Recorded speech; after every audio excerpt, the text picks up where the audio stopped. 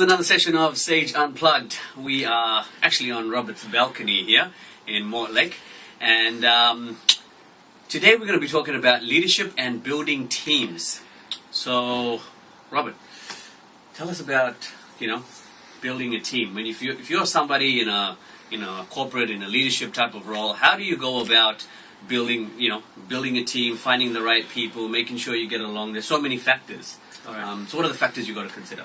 All right, so we'll work on the assumption that you're building the team from the ground up, but most of the time in the corporate world, unless you're putting a project team together, you inherit teams because you get promoted into an area or you get rotated into an area where you take on a team that's already established.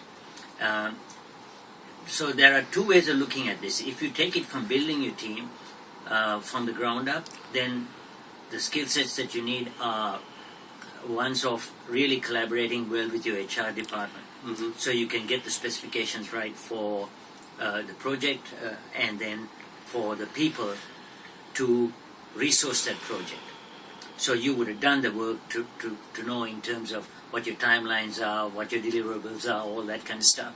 And then you will already have ideas about the people who you need. So you need to actually balance it at two levels. So one is you definitely need the technical competencies that are required to get the job done. But you also need to understand that project teams don't always have line responsibilities. So you need people with good people skills as well. Because not only do you need them to interact with people outside, the functional areas, in other functional areas of the business, it could be with your suppliers, it could be with your customers even.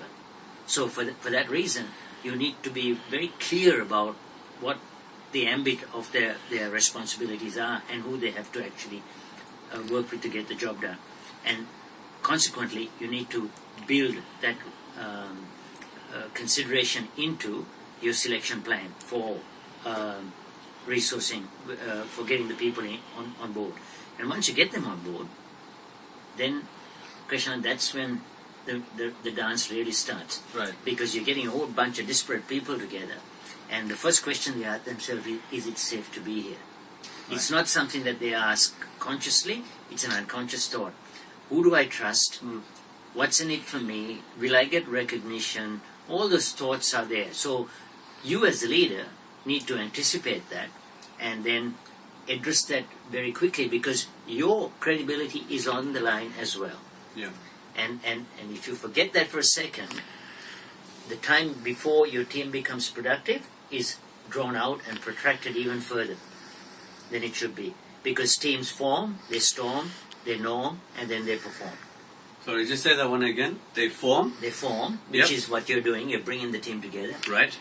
Then they storm, which is finding out what the fit is that each of them have in the collective. Okay. Right. Yep. And during that phase, the leader's role is critical. Mm-hmm. Because the leader has to actually also be like a referee, because people will start to push to see how far they can push you. Right. And See the leader the has to say, boundaries. hey, that's cool, but being rude, being disrespectful, that's not cool. Gotcha. Yeah. That kind of stuff. So you basically got to have some sort of code that brings these band of brothers together. That's right. Because they will push you. Yeah. And so it's form. That's form, storm. Norming is getting used to the idea of where they fit. Yep. And becoming comfortable with their teammates as well. Right. And also learning to trust the leader, which is you if you're talking about you being the person. Right. And of course then, when the team is... and that timeline is dependent on how well you lead the team through those three phases. Of once you put them together, then allowing them to storm, which is normal, and you should allow them because they need to answer those questions in the head. And then when they're norming, you bring them together quickly. So you've actually shortened or truncated the timeline by using good leadership skills of communicating well, setting the ground rules for what's acceptable behavior, what's not. Okay. Ask the questions respectfully. Find out whether what's in it for you. Ask all those questions. Yep. Because nothing should be blocking people's willingness to contribute. Right. to the team. Yeah. And that's the norming part? Now that's the storming part, and Right. the norming part is once they come together Yeah. and they're comfortable with each other, Yeah. and then you hit the start button and the team starts to perform. Good. So only at the last phase is when you're like running through the gates here. That's right.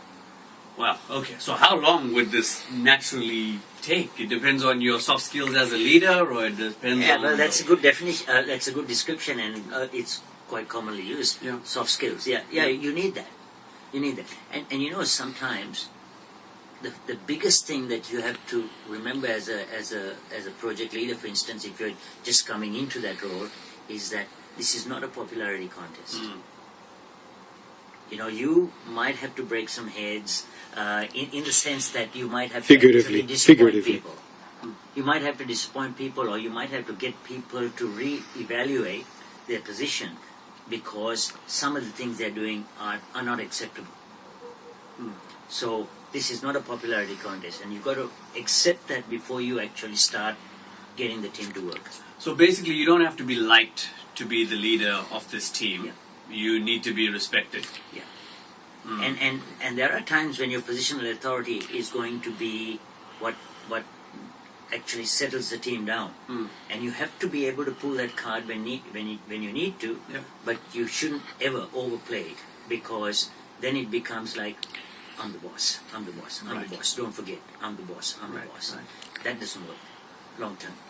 Okay. So if somebody's building a team and it's their first time in this, to build such a team,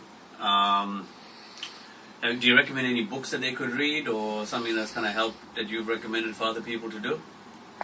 Yeah, I mean, look, you can look.